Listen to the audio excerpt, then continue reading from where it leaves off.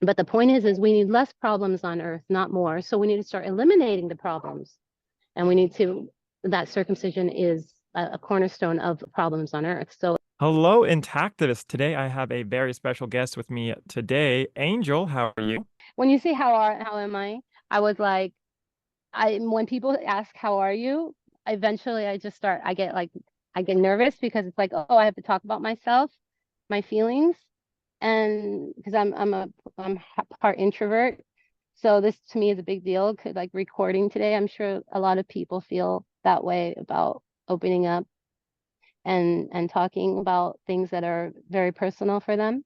So yes, I'm glad. Yeah. Thank you for having me on. Thank you. Okay, well, I hope you're feeling okay. So, I'm sure you're gonna love this Yeah. question. For those who don't know you, who are you? Oh, okay. Those who don't know me. Well, I'm a mother of six and I'm an intactivist because I have my entire life witnessed the benefits of being intact and the detriment potentials of in societies where people are being cut. That's one thing I am. But other than that, I am also just somebody who seeks to be a good human and stand up for what's right, no matter where we are. It doesn't matter the issue. There's nothing, any injustice anywhere is injustice everywhere. So that's the way it goes. That's what the whole concept of the revolution is. It's we're having to all look at what we can do to help turn things around on the planet, and every issue is equally valid because if it's causing any harm anywhere, it could harm. It's the butterfly effect. So it's science. Everybody understands, we have to take care in everything we do because it affects our whole planet. Ultimately, whatever, though, so many things. So yeah, so everything we do, my husband and I, my family, what our goal has been, um, as as Angelheart, which is our last name. So, or for the sake of our whole goal is working on Earth and co-creating systems and structures that will help alleviate suffering on Earth, help keep bring things back into balance, and focusing on how to do that through technology, but through tech that we develop. There's so many people developing tech around the world that are small, like simple people, farmers even. A lot of farmers develop things that help all of us and bring back the balance. And our whole society needs balance, not just the earth is reflectant of our society and balance. And everybody knows this, and everybody's looking at, well, what's the real problem here? If everybody Okay. wants, so yeah. And that's why circumcision is one of the cornerstones of the problems on earth, because if we can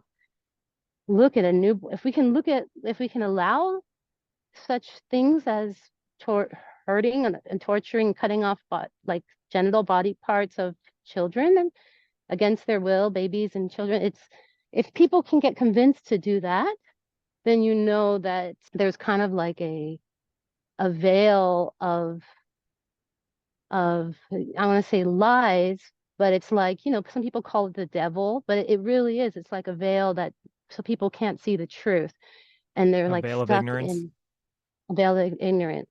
If we could just see that simple fact, if people can see that and then make the change, it takes a couple of generations for major change to happen. So we need a couple of intact generations around the planet to really start seeing the planet changing. Because I'm saying that the fact that we do this to children in parts around the world, 70% of the world is intact of men. But then there's these nations where they do it to boys and girls, and it's still happening. Well, that mentality, if the whole world can start to see and target and say, this is wrong, this is illegal, it's just like anything else that is illegal, like child sex trafficking. Any of that, it's just has to stop worldwide. And then for two generations, we need to have intact people to start to heal the consciousness of the reason being is it causes a wounding. It causes a wounding that is very difficult for some to recover from.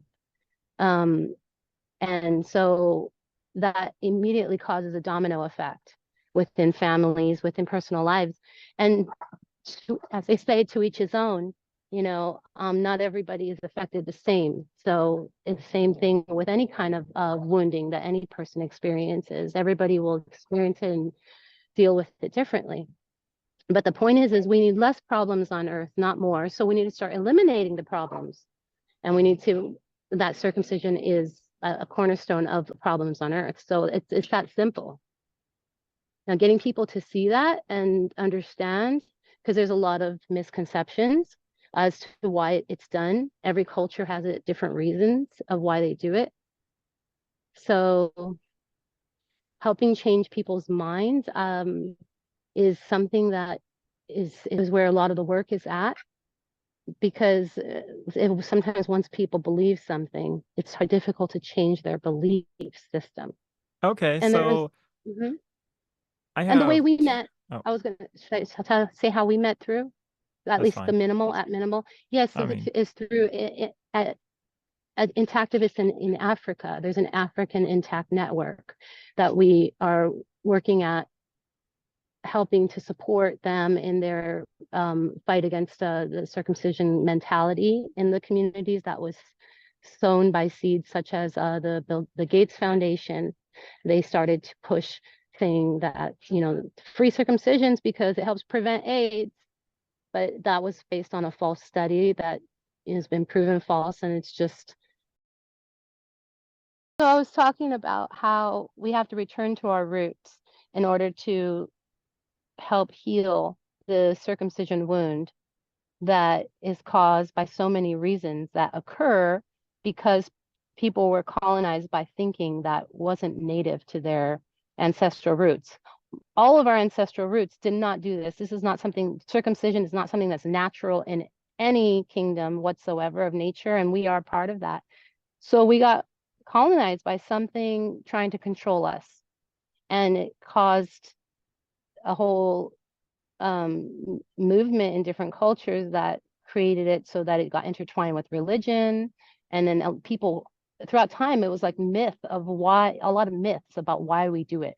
And then some people, because it's a very traumatic thing to do to children, they created it to be spiritual or religious, to say, oh, it's a good thing for you and we're all going to try and support you. Some cultures do that, but other cultures, it's just more like shame, you know, like it's shame is control. You can control people with shame. Okay, yes, how to help change people's hearts, because there's so many people who hold circumcision near to their heart, like if it's a religious thing. There and there's it's a lot of intertwining cultural heritage for some people. And I'm still getting over that. I didn't know, and sickness. I slept with a diffuser on in my room with some geranium oil, but I didn't know you're not supposed to do that. Like you need to have more aeration in a room. So I got a little bit sick from just basically The moisture. a little bit of oil in the air. Yeah, so some of the oils could have gone, like micro droplets could have gone inside of me. And it's like, so it's just going to take me a few days to like cough it up and my system to recover, because so our bodies are so sensitive like that. And when we live, aware and a lot of everybody, we all want to protect ourselves. Parents want to protect children. So whatever the narrative tells us will protect us is usually what like 70% of people will buy into what, out of just fear and sort of we're taught through the school system how to behave, listen to authority telling us what to do. So a lot of people do that. Oh, and then their religion. So if people have religion telling them what to believe, what to do, then they have school telling them what to believe, what to do. By the time they're adults, it's easy to sway if something poses as an authority. That's how masses are controlled. By authority figures. It, mm-hmm. Because that's Okay, the so system. It's like a system yeah, so that's called that's upholding all of this, right? Yeah, so by yeah, we do have to change the authority figures as much as we can, right? Like that's what the goal of prevailing over a system is, changing the Yo, source we're of going to go and change the authority system. Let's go. Um, so I guess my question is what is the best way to end circumcision? Because I feel like you're identifying the problem, but what is the solution or the best solution that you come up with? mass outreach, social programs, just through the pediatrician's offices, because all of these children are going to be, it's the pediatricians who are doing the circumcisions, and they have to stop, and then they have to start instead educating people why we don't do that anymore, because but it, and like, to get that to happen, then we have to influence an authority figure that has the authority to help create that. So we have to find who has the authority to start making systemic change. And then they'll tell you, okay, first there's a lot of people working on bills. I'm not sure why nothing has really happened as far as I can see. There's changes going on, little changes everywhere, but like a massive, like Roe versus Wade getting overturned, sweeping movement. Like I think this needs a whole new bill, or an amendment to the bill for religious freedom. Then that has to change, and then all of the programs have to start educating that it's not something that you can do for cosmetic reasons anymore. It has to be something that is legit needed, and lots of times circumcision isn't even needed. There's other ways to handle phimosis and whatnot. Okay, um so what are you currently doing for the intactivist movement? so I've been for the past, I'd say 20 years, I've been aware of the intactivist movement. Um, a man sitting at Venice Beach here in California who had a table and chair, and he had all these pamphlets and information about intactivism and the harms of circumcision. And that was the first time it planted in my mind. I was like 19, and it was just like, wow, this is a thing. It opened my mind up with it. Like, it's very, it's triggering for a lot of people, to walk and suddenly see a table with that information. But imagine how triggering it is to be a newborn infant held in your parents' arms, and then you go and you suddenly go through searing, horrific pain that makes you completely, eventually pass out from the shock and the pain. And then that's even more of an offensive shock than coming upon a table of some intactivists or people giving a protest to just raise awareness. A lot of people, they think, oh, it's so shocking, it's so like personal, like they're talking about penises, cutting penises, and it's like they people get offended. But imagine if it's actually really happening to you, your penis is getting cut. That's even more offensive. So people need to learn to be okay with being offended, because people need to be heard. And to make this heard, everybody's got to probably we have to make a huge message that everybody can talk about. The news media, the national news media is very much run by, well, I don't know if this is super offensive, but the Zionist media that they actually do. There's there's like a the owners of the media are big pharma. They all have certain, like, holds on the world's resources, as far as the pharmaceutical industry, the weapons and manufacturing, the like political world. It's this whole network, and they're controlling the narrative. If they started a global narrative of, oh, there's these protesters who are protesting circumcision and starting to actually do specials on it, then it will raise more mass awareness, that, oh, this is a normal thing. It's okay to talk about. Oh, it's no longer this shameful thing. So that's my hope, is that they will start to do it. But in the past, for some reason, there's I think it's like the Zionist agenda. Somehow they're very pro circumcision. They're wanting to force it on people. It's like, or I don't understand. Like they don't want it to be questioned. They they're so they. It's like, okay, if you want to do it for your religion, but there's people here saying that it's not good for anybody just for the sake of their health. Like it's two arenas. It's like their whole religious reason freedom, but then it's the whole medical child abuse, complete unethical aspect of it's taking away the rights of the child to his body, his choice, and the depth of all of that. It's really painful for a lot of cultures that do it. And that's, I think, my point. Yeah, I'm Yeah, just that's trying really to good. center myself. Yeah, I'm centering myself in this because you asked a big question about what it will take to change it. And it's systemic. To change systems, there's a lot of steps to take, just like anything, like when you're reprogramming a computer. People want to change, they just don't all yet know what what. So it's just we know we know this is one of the things is learning how to honor our bodies for a lot of reasons because it affects men and women's sexuality, which affects if our sexualities get affected, then it affects how we relate with each other. Oh, the my husband has a photographic memory, so he remembers things throughout his life. He said he shocked his mother, saying that he remembers when they went to go see Niagara Falls, and she was like, "What? I was just pregnant with you. You were like 5 months in my belly." He's like, "Yeah, I remember we did this and that and that." Like he was, and he remembers his circumcision too. So that's what I wanted to tell you is, yeah, he remembers just complete agony and pain and being completely pissed off at the doctor doing it and holding the scalpel. He could see the doctor right there doing the scalpel, and it's like right in front of him. And he just, the rage and anger in his brain is what causes it happens to a lot of men. And this is not natural for a newborn.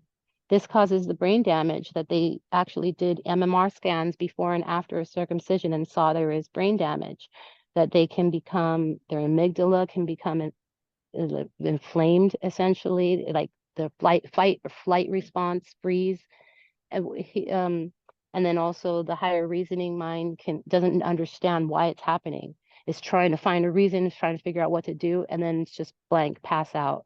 And that's what happened to him. He said that yeah, just went numb from the pain.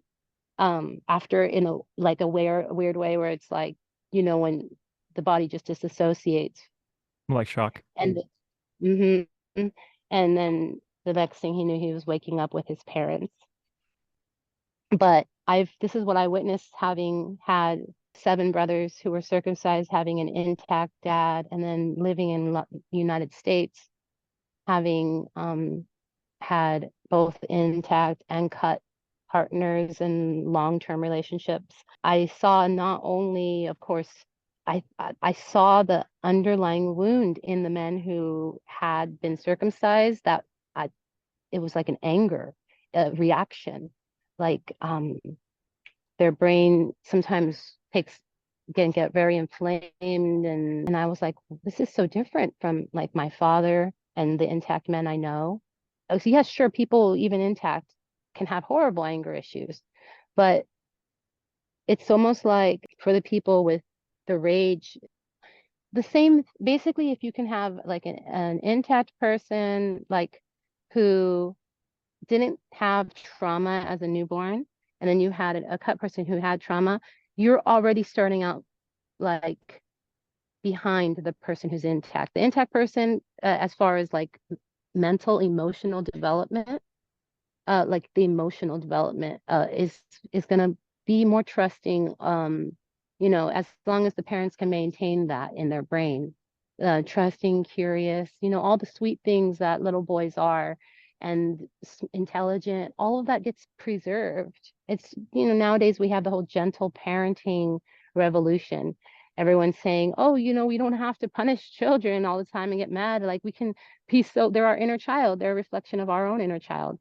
And we can have a gentle world where we learn and be badasses. We don't have, we're not pushovers. We were tough too, but we are learning, how to preserve their state of their brilliance. There's so many studies done that small children are genius. A lot of them are genius levels or very brilliant, high IQs. And then over time, because of the school system, it kind of dumbs them down and makes them not have as much creativity. Because a lot of genius is measured by the ability to be creative and come up with new thoughts. And a lot of that is very prevalent in the younger generations. And that has to be cultivated, preserved. And the older generations are meant to caretake that kindly. But because on earth, we got overturned by a lot of religions that started to control people, tell people how to be, then the old way of like the controlling, it just causes people to not be their natural selves and have communities where they're near their loved ones, and people are disconnected. So people are more likely to hold on to a lot in their inner self of their Pandora's box, and they're more likely to ha ha ha, they'll just laugh it off about circumcision like it's no big deal. They can't feel it, like really think about all the feelings that are maybe in themselves they're denying. So again, like sexuality, people might deny things for themselves sexually or intimately, or it's just maybe emotionally they don't feel safe. And this is something that I have seen in cut men. I have a very unique perspective on that because when I was 19, I was guided. I've always been guided my whole life to do one thing after the other. And I was guided to start to study tantric yoga. And these are Indian practices from India where we practice breathing and, postures yoga is one of them, like where you do the physical stretches, but there's also meditation and all these practices of breath work and other practices to raise and clean out our chakras, clean out our meridians of energy that flow through us. Chinese medicine is completely aware of this. That's why they don't circumcise in China and Japan, and most percent of the world is intact because their culture knows it's that's crazy. It's just obvious. Somehow, like different cultures, it just got really brainwashed. But now we're getting a global culture. Now people are starting to realize, hey, I'm not just an American.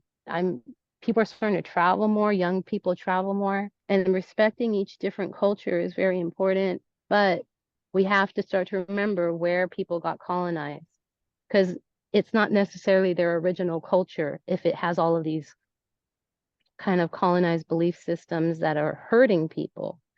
Because that's all it is. It hurts people when you look at the studies behind practices. Ancient cultures didn't just used to hurt the earth, for example. It was just not something done. And how did that change? How did it, and we got like through time and the industrial revolutions and everything just got mechanized, and it's kind of created this whole train that's just going, and it's very powerful, and we can play roles in it, as per our free will. We can play the roles that we want in this great dream. Every day my 4-year-old asks me, Mom, am I dreaming right now? Is this a dream? Yeah. Yeah, it's so sweet, and it's true. There's so many of these indigenous cultures have always said, like the Aborigines, that we're in a great dream. We're dreaming into this reality, into this here reality. There's plenty of places in the world where people don't even talk about this. Circumcision's not even a thing at all. They got other things to talk about. But for some reason, it takes up a lot of our days as intactivists in a country like the US, where it's still legal and we're trying to figure out how to change that. And because we realize that it causes a lot of issues and we know that it will change, we have to just I think, not feed into the problem by letting it hurt us anymore. As long as it's hurting us, it's still a problem for us. So in any kind of healing work, we want to remove our own inner like pain that we feel, the buttons that get pushed. We want to start to find a way to de-energize it and realize and kind of pull it out, because a lot of times it's like a thorn within, and it's like, okay, it could have come from anywhere. Like when we have something in us that hurts, we don't have to always understand why we have whatever we have within us. We can just love it, accept it, bring peace within us for the hurt that we're feeling, and then know that there's a reason why it's there, and it can take time. It can take time to resolve it, but in the meantime, we have to appeal to the higher ups. Right now, there is an authority that controls the media, that it's like whatever that authority is up there, I really feel like they're willing to change.